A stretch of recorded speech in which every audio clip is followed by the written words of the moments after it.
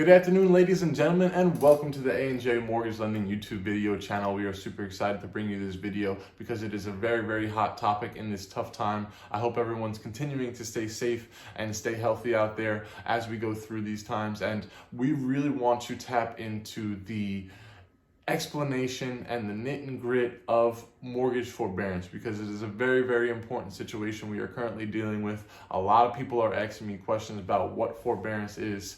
Is there a penalty if I go into forbearance? Is this a free 3 months off? Are they just giving people temporary mortgage and rental relief that they don't have to pay back? These are all excellent questions that are being addressed to me and every mortgage professional, I believe, in the industry, because it's a very tough time for the banking industries and obviously people around the globe. So we just want to address what forbearance is and really explain the benefits of it and whether or not you should possibly get into this program that they are offering as far as a relief. That being said, my main message to everybody out there is if you could currently pay your mortgage, please continue to pay your mortgage. This will not only affect the banking institutions and the servicers and not only yourself down the line, but maybe the mortgage professionals who had helped you out within the process as well, because what this does is this puts a temporary hold on your mortgage payments. It is not a free 3 months off. This is not something that you could just stop paying and then when you go back to work, you continue paying your mortgage. Yes, that's fine, but where is this money that you didn't pay for 3, 4, 5 months going? This money is most likely going to go on the back of your loan term. On top of that, there could be many credit issues that arise from not paying this mortgage. I know the mortgage companies themselves may state that they will not foreclose on your property, and this is obviously something you could get into, but as far as the credit bureaus and when everything goes back to normal and you're looking to go out and get a car and a car payment and they have to run your credit and you went into a forbearance, this is a temporary relief due to your income. So they are going to take major hits on your credit report, and this can affect you not only attaining maybe another mortgage in the future, but as I mentioned, a new car payment, a new credit card. So this could really affect you going to the future if it is not something you need. Listen to me, if there's something that you need as far as a relief, if your family is going through troubles and obviously you need this temporary release to save your home, by all means, please apply for it. But if this is something that you just want to get into because you think it's free money, because you have a little time off and you don't really feel like paying it, my personal opinion is to continue to pay, because there are only more problems that are going to come up at the back end of this forbearance. And when everything else goes back to normal, if you can pay now, continue to pay now, because it is just something that is going to affect you in a worse way later into the future. So that being said, I'm going to get into a few frequently asked questions about this topic. We're going to get into the type of loan program that you may have and what you could typically apply for when having a forbearance, and obviously the pros and cons. If you are in this situation, as I mentioned before, you are entitled to apply for it and get the relief that you need to save your home and help out your family and your friends. So this is what we're going to talk about in the topic. I have a few things that I want to address that are very specific and that will really help you guys throughout this process and through these tough times. So let's get into it. First question that I want to get into is, what do I do if I do apply for mortgage forbearance and I actually get into it? So basically, what should you be doing as a consumer if you are currently enrolled in these mortgage forbearance programs? My personal opinion is to, number one, keep written documentation down on hand. So write down exactly what terms you're in with your mortgage servicer and basically where you're currently sitting as far as your principal loan amount. What do you have in your current escrow account? The escrow account is a reserve for your taxes and insurance where you paid mostly in your closing cost, and they continue to keep that up to date. That way you don't become delinquent on that. If you do not have an escrow account on your mortgage, that means you are paying your taxes and insurance outside of your mortgage payment. It's not all bundled into one. So you need to keep tabs on your property taxes and your homeowners insurance. Make sure that is still getting paid, because your mortgage forbearance relief program is completely different from your taxes and your property insurance. If it is not enrolled into an escrow account, your mortgage servicer will not continue to pay your taxes and insurance or give you the relief you need if your escrow account is not into effect. So that being said, I would also keep tabs, like I mentioned before, on your credit report. Your credit is super, super important, not only for you, but for your future and where you want to possibly get new liabilities or car payments or credit cards or even invest into another property. You need to make sure you don't have any late payments or delinquencies on your credit, even though you may have applied for this relief mortgage program and they said everything is good to go. They may not have communicated with the credit bureau and they may put a delinquency or a late payment on your mortgage payment that the credit bureau just says okay, and they put the credit report as you paid late. Meanwhile, you're sitting at home thinking everything is okay. You're in a forbearance program, but the communication wasn't there. So just keep track on everything on your credit report and make sure everything is up to date and make sure the payments reflect exactly what they are. That way, when you get out of this relief program, you have everything documented and you could present it to the credit bureaus just in case you need to dispute something or something doesn't go correct.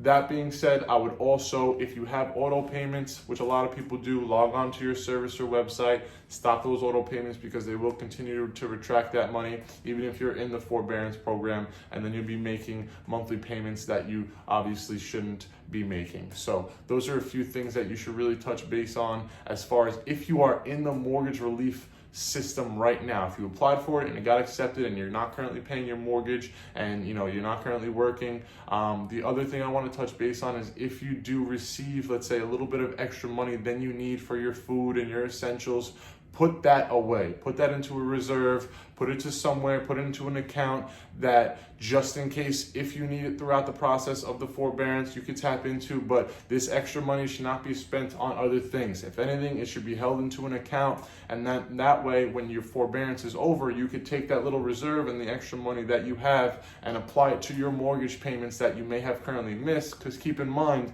if you're out for 3 months and you have a relief for 3 months, that 3 months is going to go on the back of your loan term. So if you are making more money and you could take that little bit of extra money and now take it and apply it towards the principal balance, once you start working again and everything is good, then of course you may be able to catch up some of the months that you lost. You may be able to catch up or possibly even go ahead depending on how much you're receiving and depending obviously on what your principal monthly payment is. So keep that in mind. It's just a few bullet points that I really stress that are important, that are really going to be able to keep you on track when you're moving forward, and just will keep the ball rolling and make things a lot smoother when this forbearance and this whole pandemic is over. So those are a few things that I need to address to everybody out there who are currently in a mortgage relief program that'll benefit you when you're current out. Let's get on to the next question.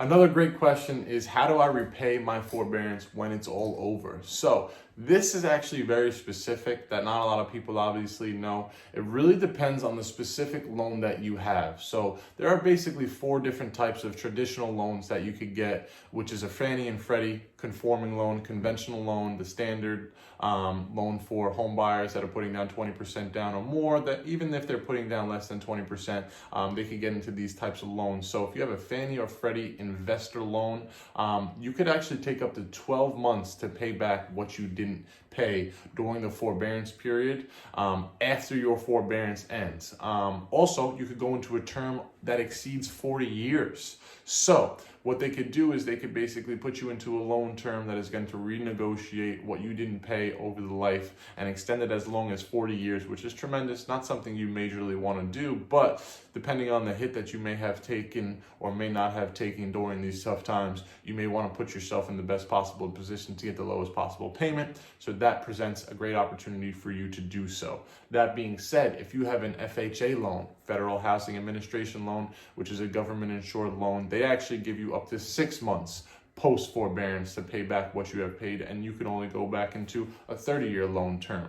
So that being said, since it's governmentally insured, they're a little stricter with what they can do and what they offer as far as the repayment plan and getting their money back that they basically gave you a relief on, since it is government insured. So you have 6 months for an FHA loan. The same thing basically applies with FHA and VA loans. VA loans are for veterans.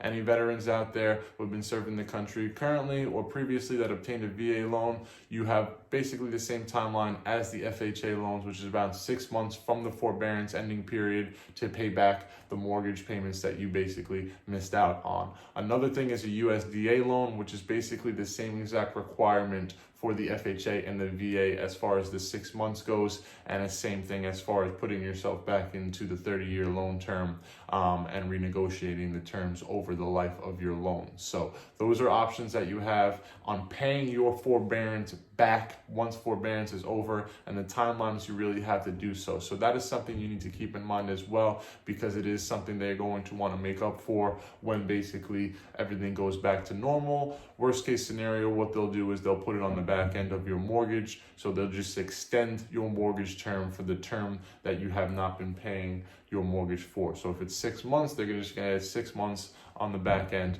of your mortgage payment. If that is not something you want to do, then you have to refer to the timelines that I mentioned before and pay your mortgage servicer back within that time. That way they did not add any more months onto your loan term, so you could pay off your loan right on schedule. So hopefully this is helpful for you. Like I said in the beginning of the video, if you do not need this mortgage forbearance, and if you're still currently working, or if you're on temporary layoff and you're getting unemployment and you're receiving some type of income that is helping you to be able to pay for your bills and your mortgage, and you could survive and you could take care of your family and you could go out there and get food, please do not apply for this, because this will majorly affect you. This is just for the people and the homes and the families that are in urgent need, that need this temporary relief for right now and really have no other option. So that basically is why they came out with this program. It isn't something that people should be taking advantage of. It is something that is there if the situation occurs, and it is 100% fact that you need this relief to help you pay your mortgage to keep your home. So that being said, I hope everyone is continuing to stay safe and stay healthy, and I hope this information really gives you what you need to address what you need to do moving forward with your family and your friends to keep your current home and to continue to stay afloat in these tough times. So if you have any other questions about forbearance, or any other questions obviously about the mortgage industry and how this could currently affect your current situation, please feel free to drop a comment, subscribe to the channel, and let us know exactly what we could do to help you out, because we'll be more than happy to tap into the knowledge that we need to get it out there to you guys as consumers and to real estate agents, and how to educate everybody out there in the world on what we are currently sitting in on this tough time and how we could address it and come out even stronger. So thank you very much. As I mentioned, continue to be safe, and I look forward to hearing back from all of you. Thanks.